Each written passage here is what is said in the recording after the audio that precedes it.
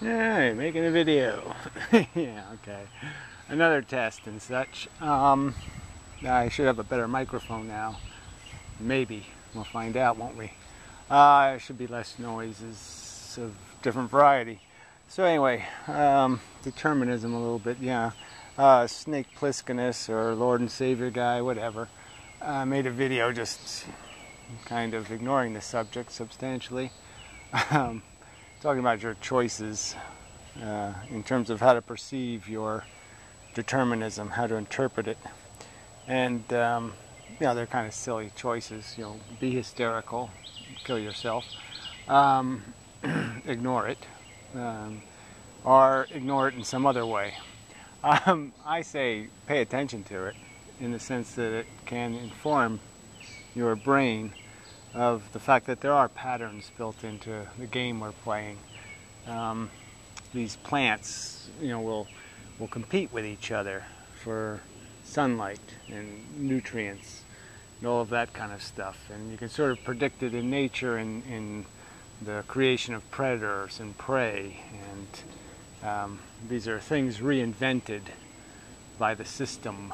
And so there's other patterns, and some of those patterns are the ones of our own psychology and our attachments and our addictions and our personal sensibilities, and all of that can be understood in a better context, when you realize you're just a byproduct of the system in place, the way the wheels have turned. Well, the way the wheels were set to turn.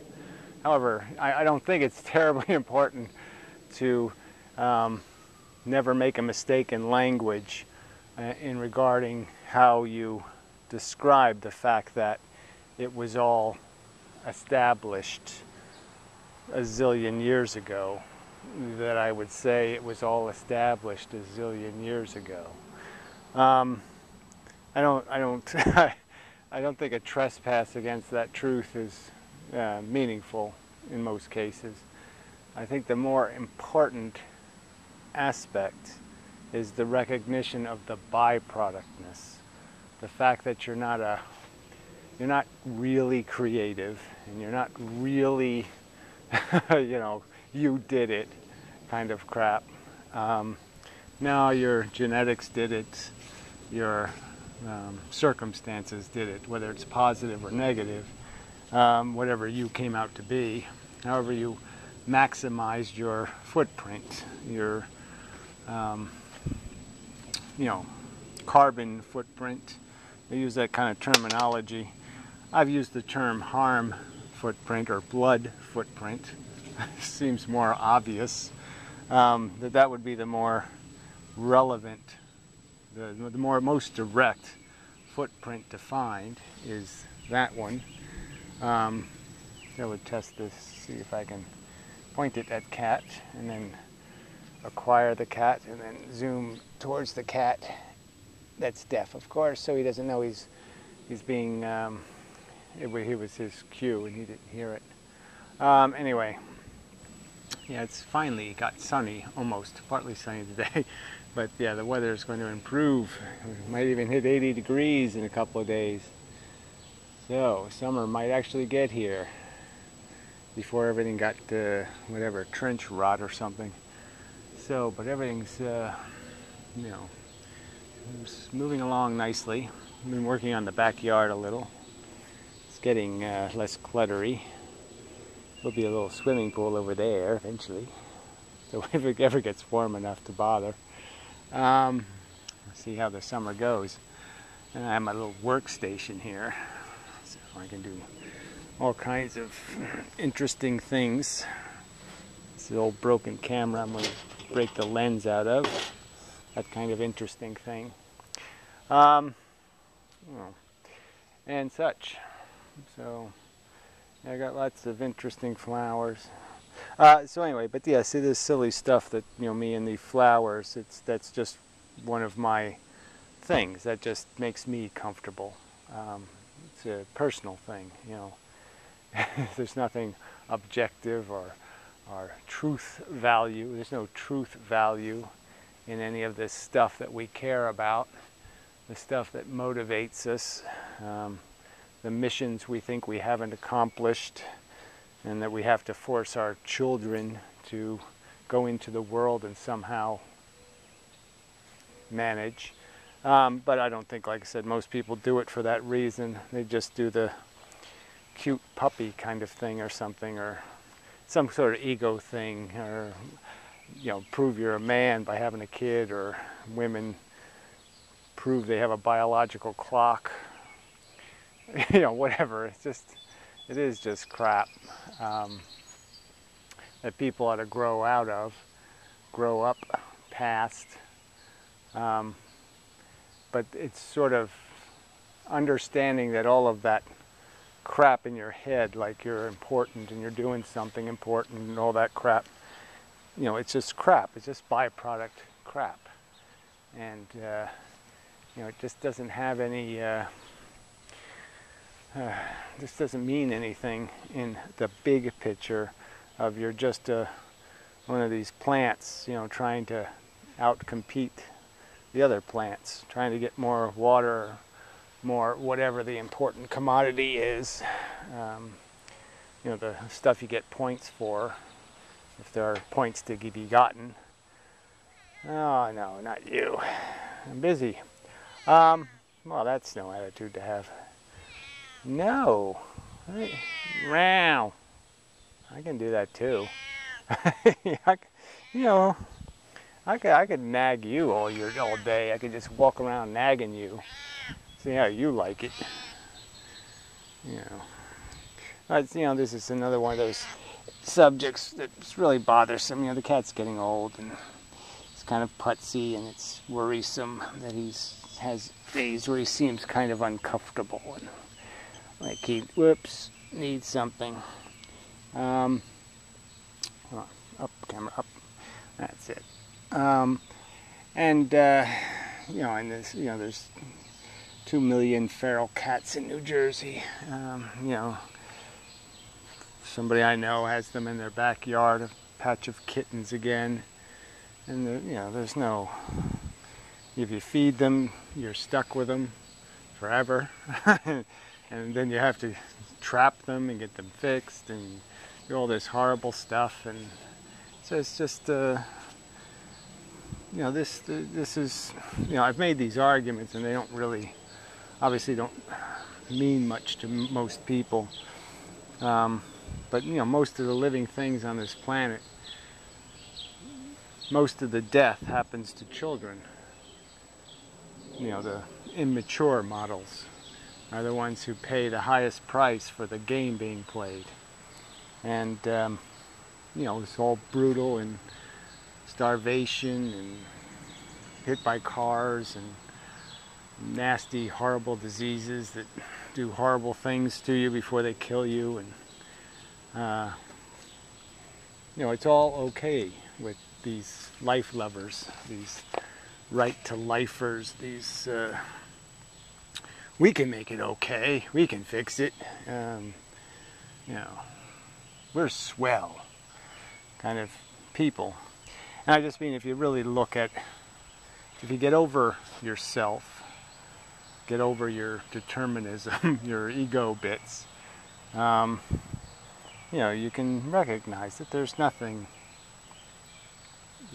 good enough to justify all the worst of it that happens.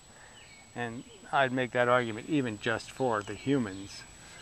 But like I said, when you include all the other mammals and then all the other sentient life in those equations, the numbers get horrific in terms of the child molestation, in terms of the abuse of decency, of any kind of reasonable proportion.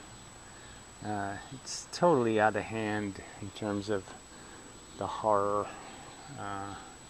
quotient, and defending it is justifying it, is excusing it, is I mean, you just can't get around the fact that you've declared it acceptable if you think there's something worth preserving here. Some reason to get over the bad part, you know.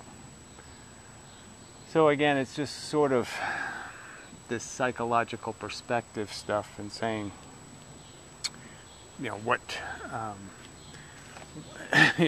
the truth having some value, and just recognizing the theme of it, and that, you know, if it was some other, if you disconnected yourself from it, you really, I don't think, would honestly say, yeah, I see the need for the Joneses living next door to continue into the future.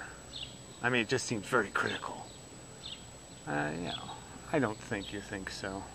And I think especially when you start looking at all the average people, the average person, it's pretty hard to defend that as, you know, being worth any price being paid. The price of their own torment that they impose on themselves and on their children, on the next generation of average. For what? To defend some little notion in the head that, oh, we're special and we have to, it's worth it, or some notion that makes you think there's some magic behind the universe, and that's why it created this planet covered with organisms trying to kill each other. And that's so special. It's so special to have a planet full of feeling things trying to kill each other. And yeah, it's not special. It's just biology. It's not, it's just what a mechanism does. Once certain things happen, certain other things will happen, and there'll be certain patterns that are just, you can't escape the pattern. And I guess that's, again, the value of determinism in terms of accepting it, is to recognize that that's all it is. It's just these silly, stupid, rotten patterns. And there's nothing really new or really interesting. It's just our psychology that makes us think there's something needed, something needs to get done in some bigger picture. Like I said, obviously I would argue that there's plenty that needs to get done, even if you're you know, even if you're going to close the building down or, you know, burn it down, there's still things you'd do to prepare for that, things you'd clean up, make sure there weren't any mice or something to get burned to alive or whatever. So it's not like we're, so you can, you know, but again, the argument is, again, it's always going to get converted into an argument that's a commentary on how you feel about yourself rather than a commentary on how you feel about perpetuating just a bunch of hamburgers chasing hamburgers, you know. Everything's just something to be used, and you know, there's just nothing good here. I mean, really, the only reason why it's good is because of our perception. It's, you know, it's a matter of taste. It's not a matter of principle or anything grander. It's just a preference in your head. It feels better to think you're part of something worthwhile rather than something that molests children and kills them horribly. So I guess that's sort of all I wanted to say.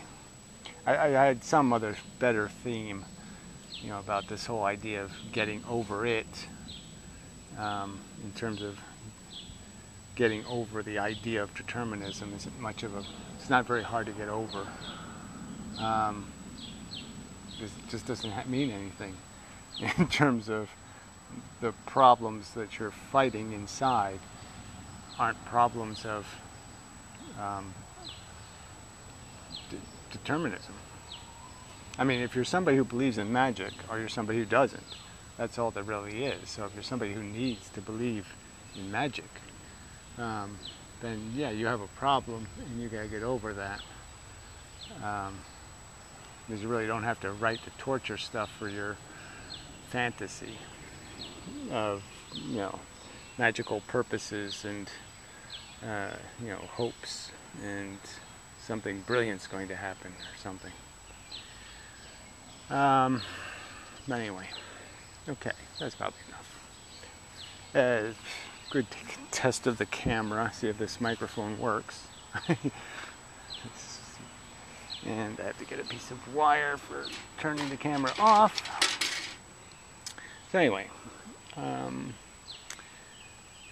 yeah. So yeah, there's just not much going on, and I'm clogged with subjects in a sense, and it's hard to, I'm doing, the physics thing, and then this philosophy thing, and then this, the philosophy thing really is the psychology thing first. You have to get to people